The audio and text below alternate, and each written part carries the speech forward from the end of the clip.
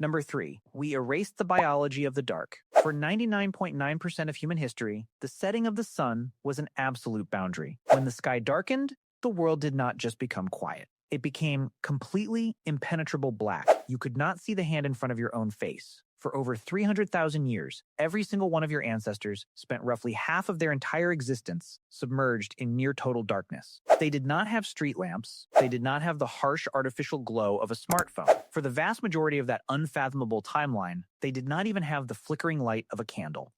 They had the black sky, the cold light of the stars, and eventually, whatever fire they could manage to keep alive. To understand why the modern night is violently tearing at your nervous system, you have to understand the environment your brain was actually engineered to survive in.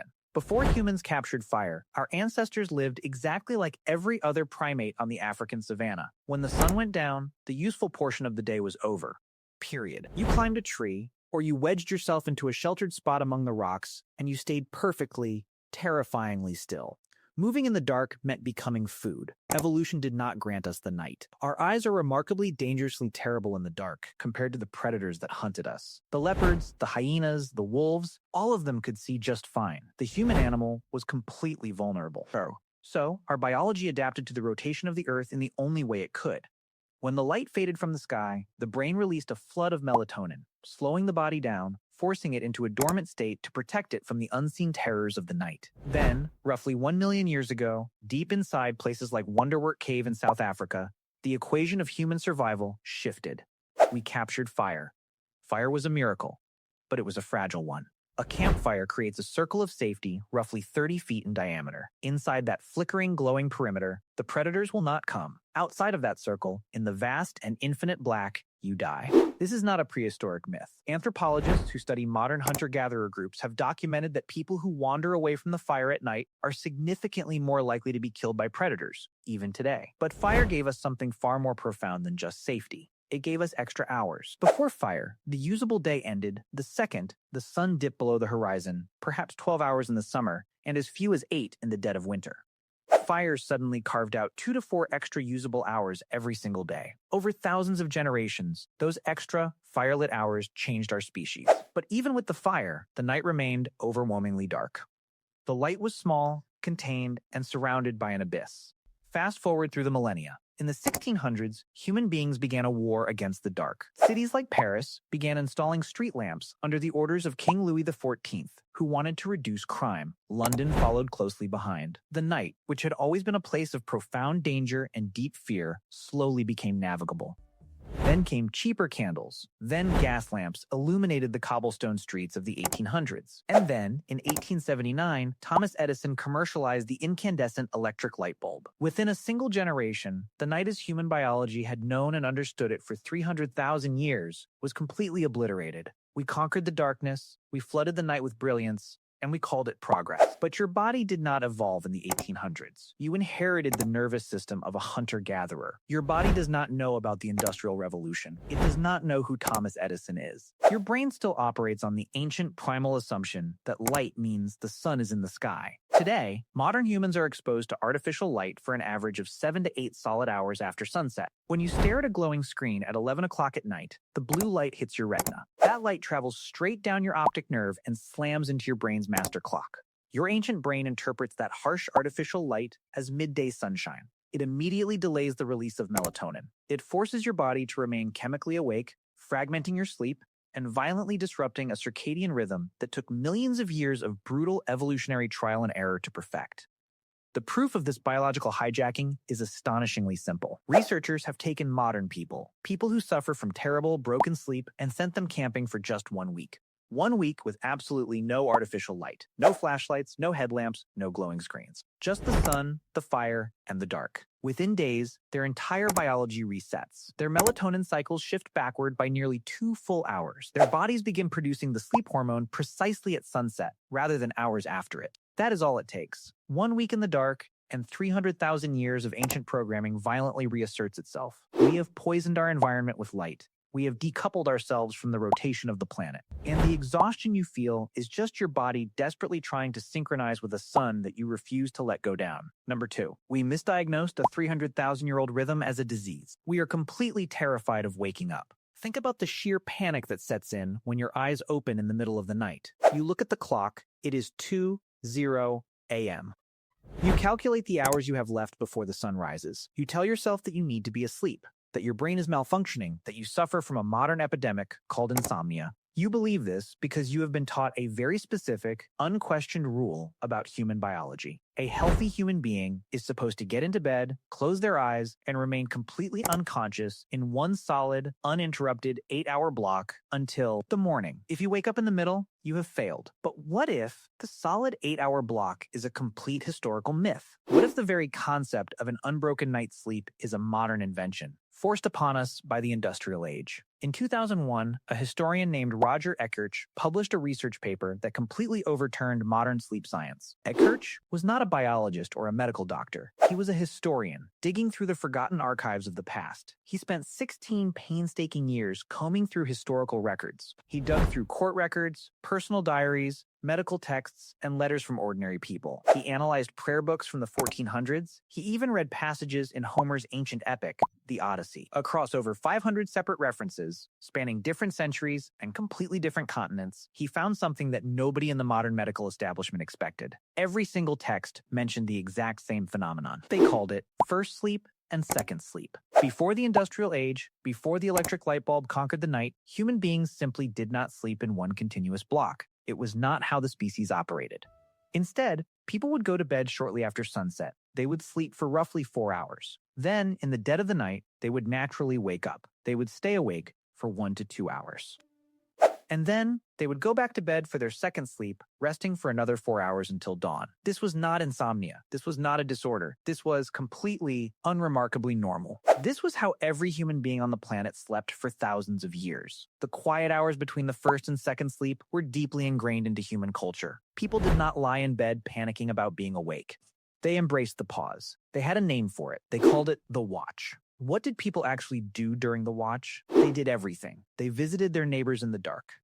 They laid in bed and interpreted their dreams while the visions were still vivid and fresh in their minds. A 16th century French physician actually recommended that married couples use this specific window of time to conceive children, arguing that they would do it better after the initial rest of the first sleep. A doctor's manual from the 1500s explicitly advised patients that the absolute best time for deep study and philosophical reflection was during the watch. It was the quietest time of the human experience, when the mind was perfectly calm and the chaotic, brutal world outside was perfectly still. Others simply lay in bed in the dark and thought. This ancient rhythm was so fundamental to human existence that modern society completely forgot it ever existed. Historians had actually been reading these old texts for centuries. They had been staring at the words first sleep in ancient Greek and medieval Latin documents. But the modern assumption about the 8-hour block was so deeply, inextricably entrenched in their minds that they literally mistranslated the ancient texts to make them fit their modern experience. They assumed first sleep just meant early in the night. They could not even imagine that human beings used to sleep in a completely different way. But your biology remembers. For most of human history, the night was a place of deep vulnerability. The word curfew actually comes from the medieval French word couvre-feu, which literally translates to cover fire. In medieval towns, a bell would ring at night, signaling everyone to extinguish or cover their hearths, not just for safety from burning the wooden town down, but because the night was supposed to be dark. Night was when you slept. Night was when you were vulnerable. Walking outside after dark without a lantern was, in many European cities, literally illegal. The night belonged to criminals and the supernatural. People feared the dark in a way that is almost impossible for us to comprehend today. So they stayed inside, they slept in 2 phases, and they utilized the quiet hours in between. When you wake up at 2 in the morning and the house is quiet and your eyes are wide open, you are not experiencing a biological malfunction. You are not diseased. You are experiencing the ghost of the watch. For 300,000 years, your ancestors woke up at that exact same time. Your body is simply remembering what it was engineered to do. The true tragedy of the modern night is not that we wake up. The tragedy is the profound, solitary panic we inflict upon ourselves when we do. Instead of experiencing a peaceful hour of meditation, we experience an hour of clinical terror. We flood our bodies with cortisol and stress, agonizing over the fact that we are not unconscious. We mislabeled a 300,000-year-old biological rhythm, a natural, beautiful pause in the middle of the dark, as a modern psychiatric disorder. We called it a disease, and we forced ourselves back into an unnatural, industrialized coma. Number 1. We eliminated an entire phase of human consciousness. This is the most profound loss of all. The ultimate reason the modern night is destroying your mind goes far beyond biological clocks, and it goes far beyond historical trivia about medieval peasants. We did not just lose a few hours of sleep. We did not just forget an old habit. By banishing the darkness with artificial light, we literally eliminated a distinct, entirely unique phase of human consciousness. To truly grasp the gravity of what we have done to our own minds, we have to look at a radical experiment. In 1992, decades before Roger Eckhart published his historical findings about the watch, a psychiatrist named Thomas Warr at the National Institute of Mental Health decided to run a test. He wanted to know what would happen to the modern human brain if you completely stripped away the artificial modern world. He took a group of ordinary volunteers and completely removed all artificial light from their lives. For one entire month, these people experienced 14 solid hours of darkness every single night. They lived exactly as our ancient ancestors would have lived in the deep winter, long before the invention of the street lamp. Within just a few weeks, a stunning biological transformation occurred. Every single participant, without exception, settled into the exact same ancient, forgotten pattern. They would sleep for 4 hours.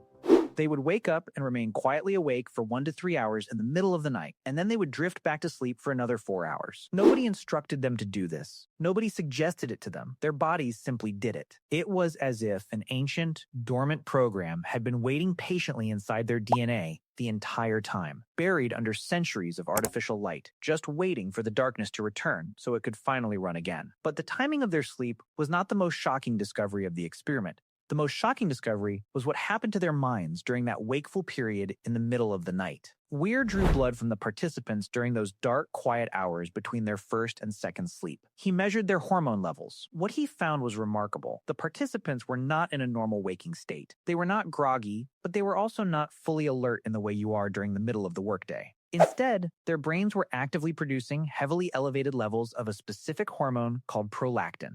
Prolactin is an incredible chemical. It is the exact same hormone that the human brain releases during deep, sustained meditation and the very same hormone released after orgasm. It is the chemical signature of profound, unshakable peace. The participants described the feeling of lying awake in the dark as deeply peaceful, deeply reflective, and almost entirely meditative. They were not stressed. They were not anxious. They were existing in a biochemical state of perfect stillness. This was not just a gap in their sleep schedule. It was an entirely distinct state of human consciousness, a state that almost no modern human being alive today has ever experienced. Think about the sheer existential weight of what that means. For 300,000 years, the human mind had a built-in release valve. Every single night in the pitch black, your ancestors would wake up. They did not have jobs to rush to. They did not have an infinite feed of digital information screaming for their attention. They lay in the darkness, their brains flooded with prolactin. And in that quiet meditative state, they processed their lives. And if they were not lying in bed, they were sitting around the fire. In 2014, an anthropologist named Polly Wiesner published a brilliant study that revealed exactly what happened when ancient humans stayed awake in the dark. She spent years living with and recording the conversations of the Juhansi Bushmen of the Kalahari Desert, one of the last groups on Earth still living something close to the original human lifestyle. She found a striking fundamental division in how human beings communicate. During the day, conversation is almost entirely practical. About 80% of all daytime talk is purely logistical. Who is hunting where? Which plants are ready to be gathered? Economic negotiations, survival planning. Daytime talk is work, but at night, around the glowing embers of the campfire, the entire character of human conversation undergoes a metamorphosis. At night, 81% of conversations are stories. They tell tales of people in distant places. They recount adventures. They tell deep foundational myths about the origins of the world and the stars above them. They tell jokes that make the entire camp laugh into the dark. Wiesner argued that this firelit conversation is where human culture itself was literally born. The campfire was the original theater. It was the original classroom, the original church. It was in the dark, awake between the sleeps, that human beings learned to think beyond the immediate, brutal present. It is where we learned to imagine things that did not yet exist. It is where we became us. This was the architecture of the human soul, a daytime dedicated to exhausting physical survival, and a nighttime dedicated to profound, chemically induced meditation, reflection, and the sharing of the human experience. And we destroyed it. We took the single most peaceful, reflective state of consciousness that the human brain is capable of producing, and we eradicated it with the electric light bulb. We eliminated the ancient darkness that triggered the prolactin. We eliminated the quiet, sacred space between the first and second sleep. We forced ourselves into a single, highly compressed 8-hour block of unconsciousness, and we demanded that our brains process all of the stress, all of the grief, and all of the anxiety of modern life while simultaneously navigating rush hour traffic and answering emails. We made a trade. We traded the terrifying, predator-filled night for absolute safety. We traded the freezing cold for the warmth of the radiator. We traded the unpredictable dark for the brilliant, unyielding glow of the city grid, and we gained so much. Nobody is suggesting we smash the streetlights or abandon the miracles of modern medicine and electricity that keep us alive and safe, but we must acknowledge the invisible, devastating cost of that trade. We conquered the night. We pushed the darkness away so successfully that the Milky Way is no longer the vast, humbling roof over our heads. It is just a tourist attraction that you have to drive to a national park to see. We extended our days. We made ourselves endlessly, mechanically productive, but we lost the quiet. We lost the pause. We lost the built-in biological sanctuary that kept our ancestors from going mad. You inherited the nervous system of a hunter-gatherer. You have the exact same need for the dark, the exact same need for stillness, the exact same need to simply lay awake and do genuinely nothing. So tonight, if you wake up at 2 a.m, do not look at your phone. Do not calculate the hours until your alarm. Do not panic. Understand that you are not broken. You are just a very old piece of hardware running an ancient, perfect program, waking up to stand the watch in a world that forgot the watch ever existed. Let yourself be awake. Reno is sane and still bought. And remember what the night is for.